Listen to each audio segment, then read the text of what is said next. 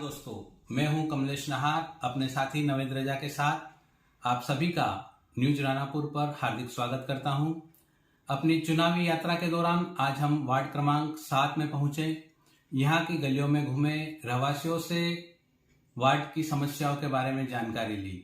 आपको बता दें कि वार्ड 7 में सोनी समाज के, जैन समाज के और प्रजापति समाज के बहुत सारे घर हैं। यहाँ पर भाजपा ने नए चेहरे युवा रौनक सोनी पर दांव खेला है।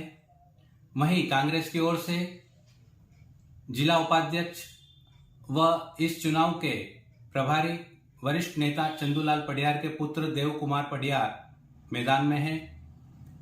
इस मुकाबले को रोचक बनाते हुए मैदान में पूर्व पार्षद कौशल्या प्रजापत निर्दलीय रूप से डटी हुई है। आपको बता दें कि पार्टी ने कौशल्या प्रजापत व उनके जेठ कांतिलाल प्रजापत, जो कि भाजपा के मंडल महामंत्री थे, उनको निष्कासित करने की प्रक्रिया कर दी है। हमारी बातचीत के दौरान कौशल्या प्रजापत भावुक हो गई, उनकी आंखें छलक आई। तो बात के सवाल के जवाब उनके जेठ कांतिलाल प्रजापत ने दिए। आइए सुनते हैं वार्ड की समस्याओं और चुनावी संभावनाओं पर तीनों प्रत्याशी क्या कह रहे हैं। नमस्कार दोस्तों, न्यूज रानापुर पर मैं कमलेश नाहर अपने साथी नवेद रजा के साथ आप सभी का स्वागत करता हूं। हमारी चुनावी यात्रा के दौरान आज हम वार्ड 7 की परिक्रमा कर रहे हैं। कुछ गलियों का हमने दौरा किया है, वहां के रहवासियों से वार्ड की समस्याओं के बारे में जानकारी ली है। इस समय हम पहुंचे हैं वार्ड क्रमांक 7 के कांग्रेस से पार्षद पद के प्रत्याशी देव कुमार जी पडियार के निवास पर, उनसे चर्चा करने के लिए। स्वागत है देव कुमार जी। धन्यवाद कमलेश जी, और धन्यवाद आपकी पूरी न्यूज रानापुर की टीम को। देव कुमार जी, मैं ये जानना चाहूंगा कि वार्ड की किन समस्याओं को आप हल करने के लिए कांग्रेस पार्टी की ओर से मैदान में उतरे हैं। कमलेश जी, पहली बात तो ये है कि कांग्रेस पार्टी की तरफ से नगर परिषद के चुनाव में मेरी उम्मीदवारी जताना भ्रष्टाचार मुक्त परिषद की दिशा में मेरा पहला कदम ही समझो।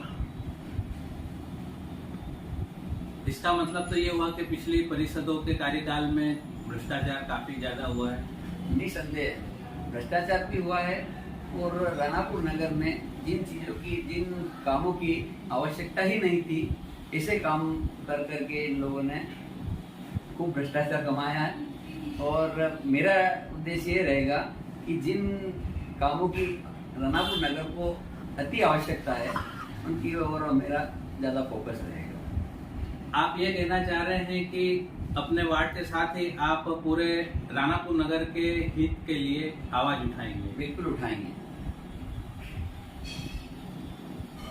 भाजपा की ओर से एक अनजान चेहरे को अधिकृत प्रत्याशी बनाया है, उनके सामने ही पूर्व पार्षद निर्दलीय चुनाव लड़ रही है, तो उनकी इस लड़ाई को आप किस तरह से अपने पक्ष में देखते हैं? ये लड़ाई तो है ही नहीं।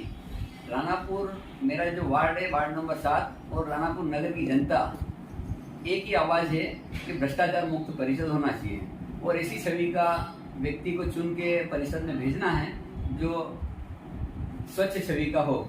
तो रानापुर नगर की जो जनता का जो सोच है, जो उम्मीद है, उसके ऊपर पूरा खरा उतरने की कोशिश करूंगा मैं। और मेरी छवि स्वच्छ छवि है। मेरे यहाँ पर अपने वार्ड में सभी मतदाताओं से संबंध है, इसका मुझे फायदा बिल्कुल मिलेगा। और यहाँ पर कोई ऐसा नहीं है कि कांग्रेस का प्रत्याशी है और निर्दलीय प्रत्याशी, बीजेपी का प्रत्याशी और निर्दलीय प्रत्याशी है, इन दोनों की टक्कर में मैं निकलूंगा, ऐसा कुछ नहीं है। वार्ड परिक्रमा के दौरान हमने आज देखा कि आपके वार्ड का जो मुख्य मार्ग है सुभाष मार्ग, वहाँ पे सड़क काफी जर्जर है। रहवासियों ने कहा कि हम पिछले काफी समय से इसकी डिमांड कर रहे थे, पर वो पूरी नहीं हुई।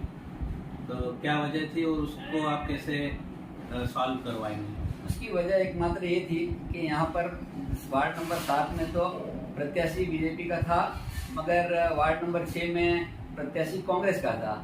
यही वजह है कि मेन सड़क जो है वो कांग्रेस प्रत्याशी भी आ रहा था, उस चक्कर में उन्होंने इंटेंशनली वहाँ पर काम नहीं किया है और उस रोड को छोड़ा है। कांग्रेस प्रत्याशी हमारा हमेशा जिद करता रहा कि यहाँ का रोड बनाओ, ताकि वो आखिर तक छोड़ दिया। आपका जो निवास है यहाँ, इसे कामलिया गली बोलते हैं, इसमें भी जो नाली निर्माण हुआ है उसे लेकर भी काफी विवाद हुआ था और उसमें भी काफी आरोप प्रत्यारोप लगे थे, तो उसके बारे में आपका क्या कहना है?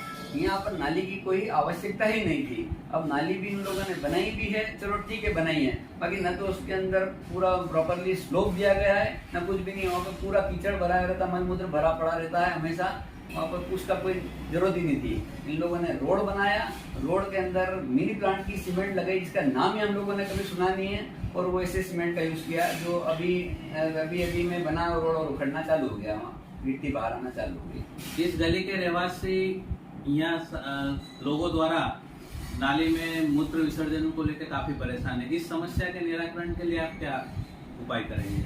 बस अब मेरा पहली प्राथमिकता रहेगी कि यहाँ पर इसकी या तो जरूरत ही नहीं है, और जरूरत है चलो बना दी है तो उसको प्रॉपर ढकवाने की व्यवस्था करेंगे और उसका प्रॉपर स्लोप करवाएंगे, ये करवाएंगे। सार्वजनिक सुविधा घर की भी इधर आवश्यकता है? तो वैसे कोई आवश्यकता है नहीं, क्योंकि यहाँ पर सब लोग पहले तो ये गली पूरी खाली थी, अब यहाँ पर लोग रहने लगे हैं। अब यहाँ पर ऐसी जगह भी नहीं है, एक खाली जगह दिख भी रही है, पर वहाँ पर क्या माता जी का स्थान है अंदर, तो वहाँ पर बनाना उचित नहीं है मेरे हिसाब से। धन्यवाद देव कुमार जी।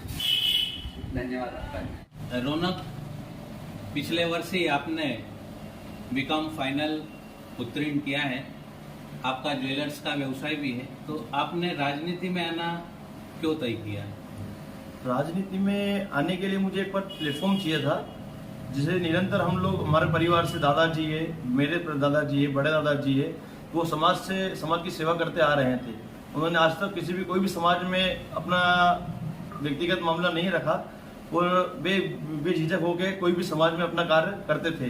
तो इसी तरह मैं भी अपने वार्ड में, एक परिवार में अपना कुछ नई सोच लाना चाहता हूँ और नया विकास करना चाहता हूँ। जितने भी काम अधूरे पड़े हैं उस काम को पूरा करना चाहता हूँ। ये मेरा एक व्यक्तिगत विचार है। आप ये कहना चाह रहे हैं कि राजनीति के जरिए आप समाज सेवा करना चाह रहे हैं? जी बिल्कुल। तो समाज सेवा के लिए आपकी कोई योजना है क्या? समाज सेवा के लिए बिल्कुल योजना है। जो आने वाली जितनी भी योजनाएं हैं, केंद्र मंत्री या राज्य स्तर पर जो भी योजना निकलती है, मैं उन योजनाओं का हर एक व्यक्ति को पूरा लाभ देने की कोशिश करूंगा। घर घर जाके उस योजना के बारे में जानकारी दूंगा। जितने भी लोग, अधिकतर लोग तो इस योजना का लाभ उठाते हैं, बहुत से लोग रह जाते हैं जो लाभ नहीं उठा पाते। समय के अनुसार मैं उन लोगों तक भी योजना पहुंचाना चाहता हूँ।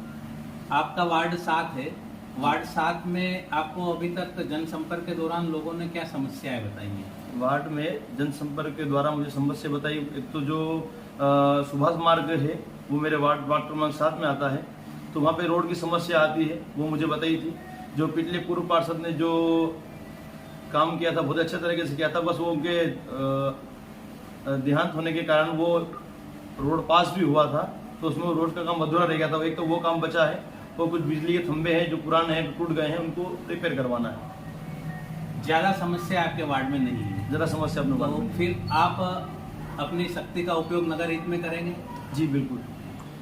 रौनक, आपके वार्ड में हमने देखा है कि भाजपा की ओर से पूर्व पार्षद रह चुकी कौशल्या प्रजापति जी इस बार निर्दलीय मैदान में है, तो इसे आप किस तरह से देखते हैं?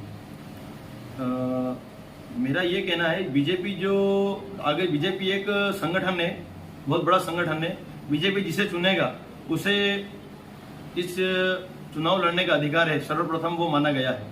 अब पहले जैसे कि बीजेपी ने उन्हें टिकट दी थी, तो हम सब, हमारा पूरा परिवार, हमारा पूरा वार्ड उनके समर्थन में लग गए थे, और इस बार बीजेपी ने मुझे चुना गया है। तो व्यक्तिगत अगर देखा जाए और सभी की दृष्टि से अगर देखा जाए, पार्टी का भी यही कहना है कि उन लोगों को हमें समर्थन करना चाहिए। बाकी उन लोगों ने समर्थन नहीं करते हुए उन्होंने कुछ लोगों के दबाव में आकर निर्दलीय फॉर्म भर दिया है। तो मेरा ये कहना था कि पार्टी के समर्थन में रहना चाहिए आप लोगों। आपके वार्ड में कांग्रेस की ओर से भी प्रत्याशी मैदान में है, वे आपको कहां तक टक्कर देते नजर आ रहे हैं? कांग्रेस अभी कहां तक भी टक्कर में नहीं है, जनता का आशीर्वाद मुझे पूरा मिल रहा है। और जहां तक बताता हूँ, कांग्रेस सरकार एक तो चाइना के आइटम के बराबर हो चुकी है, ना तो उसकी कोई वारंटी है और ना ही तो उसकी कोई गारंटी है। हमारे बीजेपी में केंद्र की सरकार है, बीजेपी में राज्य की सरकार है। मैं बीजेपी से खड़ा हुआ हूँ। मैं कुछ भी काम हो तो हमारी केंद्र सरकार हमारे लिए करेगी बिल्कुल। और